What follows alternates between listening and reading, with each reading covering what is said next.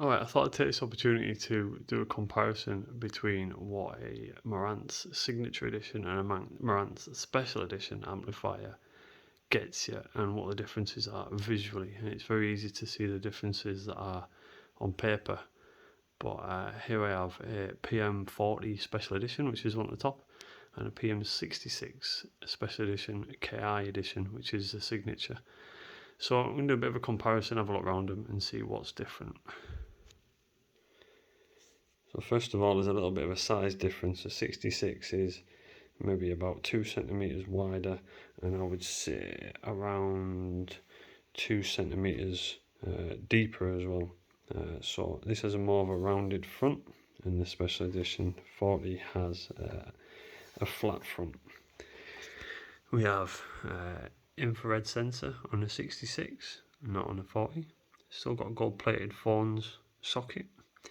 We have a source direct button on both. We do have a mute light on the KI, but not on the SE. Tape 1 and tape 2. Interestingly, we have a button for moving coil and moving magnet phono inputs that isn't on the Signature Edition. Switches are the same throughout the range. If you take them off, they're identical. So, and obviously the KI badge on the front. Infrared sensors for the remote, which we'll come to in a minute, and we'll have a look inside and at the case. Moving to the back, there's more obvious changes and differences between the two. First of all, the KI has got an all copper chassis, which is supposed to relieve a little bit of interference and things like that. However, it does only have one set of speaker output terminals. The 40 Special Edition has 2 sets, which you can align in series, and you can bi-wire them in, and you can run different speaker systems. So you can have 4 to 16 ohms or 8 to 16 if they're bi-wired. Inputs are all the same.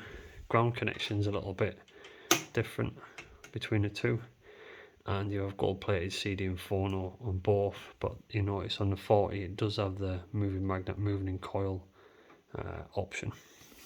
You've got remote control in and out, which seems a bit pointless if I'm honest with you, because it's on an IR sensor anyway. And you have this modified in the UK down here, which is made in Japan on a 40. So let's have a look inside. So one thing you might notice is the layout is almost identical, and actually it is. A lot of the components are identical. The boards might be a different colour, but the layout is exactly the same. So we have our transformer on both. The KI has a toroidal, and the 40 has a standard chassis mount transformer. The power board, which is here with your main fuse on it, is identical between the two, no changes. As we move a little bit closer, these are the power amp boards, this one and this one.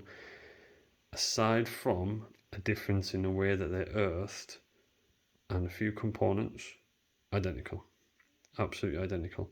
Even when we come down to the specs inside the technical manuals, the voltages are all the same, the rating of the caps is all the same, no difference. We have some shielding on the transistors, and if you notice down here we have some earth straps on this side which are not on this power board, and the reason being is for this series of amplifier you have an earth connection which is part of these screws on the back here. Very important to remember if you're doing power amp repairs, is if these screws aren't in place, the chassis isn't earthed correctly to the centre tap on the transformer. Both transformers put out the exact same voltages, both are centre tapped, I think centre tap 28 or 28, no change, totally identical. Moving down to this end then, this is your preamp for your phono and your inputs on the back, identical, both absolutely identical boards.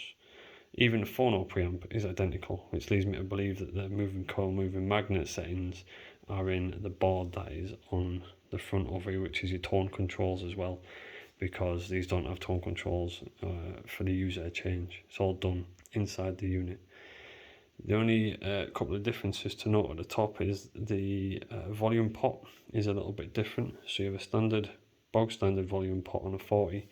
On this one you have a servo control volume pot, which is because when you're using the remote remote control volume up and down will manually use this servo to change the volume, so the knob moves by itself, which is quite nice. We have this extra little board on the front here, which I believe is some more tone controls. If you look onto the 40, this board on the front panel is significantly smaller. It's half the size. If I can just line them both up at the same time, half the size. Now obviously that's for your tone controls and whatever else. This board on the bottom here is very slightly different to this one, but only very slightly. Resistors the same rating in the same place, a few different switch mounts, cabling is generally the same. They are labelled up a little bit differently, but by sight they are pretty straightforwardly the same. Sound differences: KI sounds a little bit more open. The bass is a little bit clearer, I think, on it, to be honest with you. Bass is relatively good on this one, but can be quite lacking unless you're in source direct. So if you run it through, if you're running phono through it, bass can be a little bit lacking on it. Seems to have rectified it on this one a little bit. Filter caps are the same on these two because I've actually replaced them both for the same model of filter caps. I'd say it's worth the upgrade now that they're at the age they're at, because I mean you're talking maybe 125 quid this one here, as this one you're at maybe about 60 to 80 looking at eBay prices. You're getting a lot more for your money. I'm not sure at the time of them being brand new I would have gone for this one over this one, looking at what is actually different. The lids are the same, there's no more shielding. This is off the Signature and there's no more shielding in that one, whereas you do have a little bit of shielding, say on the CD67 Ki on the CD drive. For this one there's nothing particularly different about the case at all, so I would suggest that everything is basically around your power supply, copper chassis, a few very small component changes here, and a few bells and whistles on the front panel. But aside from that, the only other thing I can think of that's maybe a bit different is the voltages into these transistors is 24 volts and the voltages into these transistors is 34 volts. Possibly that makes a difference, I'm not entirely sure. These caps are bigger, as you can see, than these two over here.